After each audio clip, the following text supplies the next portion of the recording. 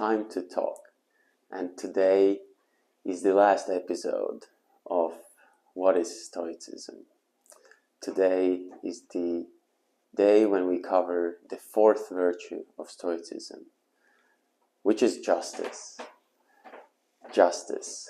And justice by definition is just behavior and just treatment.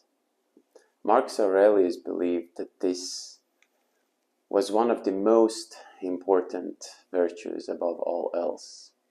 And Cicero agreed. Cicero also stipulated that justice is the crowning glory of all virtues in Stoicism. They believed, and the Stoics believed, that justice is the source of all virtues. That when you understand justice, then everything else comes into the play. But also Stoics did not use justice back in the day as we would use it today, in sense of the legal. Justice for them was about something more. It was about how we interact with and our duty to our fellow beings.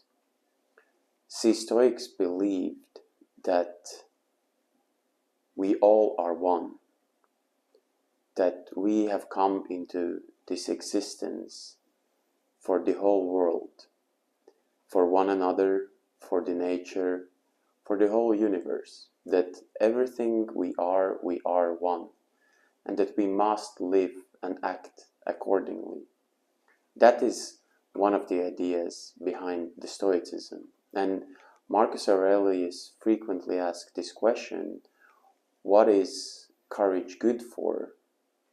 Or is courage impressive if it's used only for self-interest?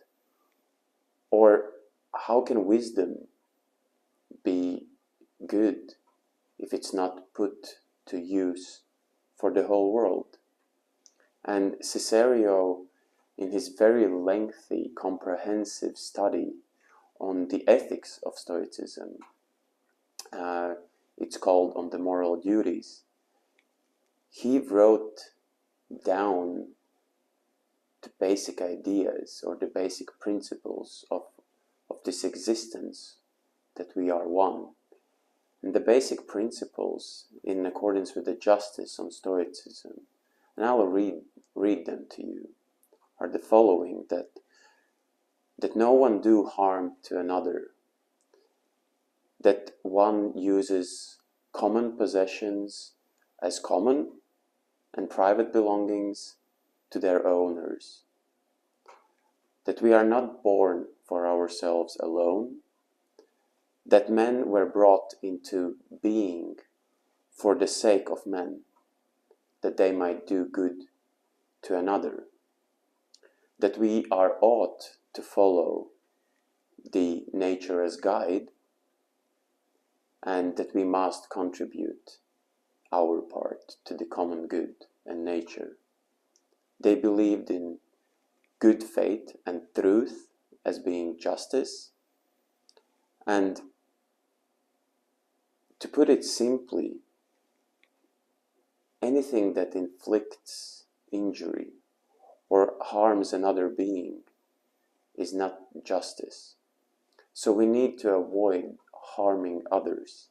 We need to avoid harming nature, and we need to understand that we all are one, that all of our actions impact one another. And I think it is so important in nowadays to understand this, to evaluate, to think for this. And I would like to touch upon the happiness, because I think we are all in modern times living in this pursuit of happiness. And I think along the line we lose a lot of the moral obligations and moral standards, because we are too much focused on this individual happiness, on pursuing this individual happiness for each one of us. And I don't think that is the way we should go forward, if we want to live in harmony, in balance, and if we want to live together for centuries to come.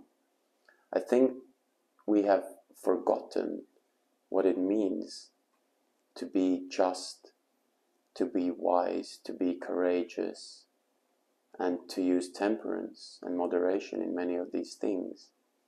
And I think Stoicism really drags and pulls us back. It kind of gives you the reality check on this pursuit of happiness. And Jordan Peterson put it very, very well. He said that if you only pursue happiness in your life, then when the storms come, you are left with nothing, because those are not going to be the moments of happiness. So I think you need to pursue something deeper in your lives, something more meaningful, something more profound, other than happiness. And happiness is also associated a lot with material values nowadays. Are we really pursuing happiness for the things we like to do? Or are we looking at happiness through the lens and perspective of material values? And it's okay to acquire some of the material values, because, as I said before, you do need what is essential, but you also need what is enough.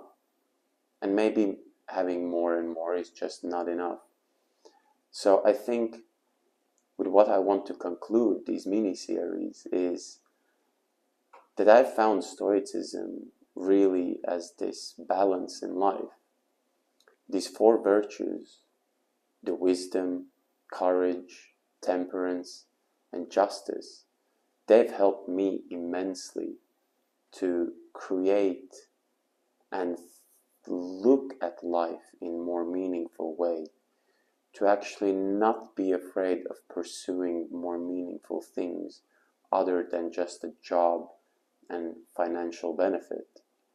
And I think when you actually truly focus on this benefit for the whole world, or benefit for the society, and it can start, as I've started, with just sharing thoughts and engaging in discussions with a close circle of friends, with only few of you.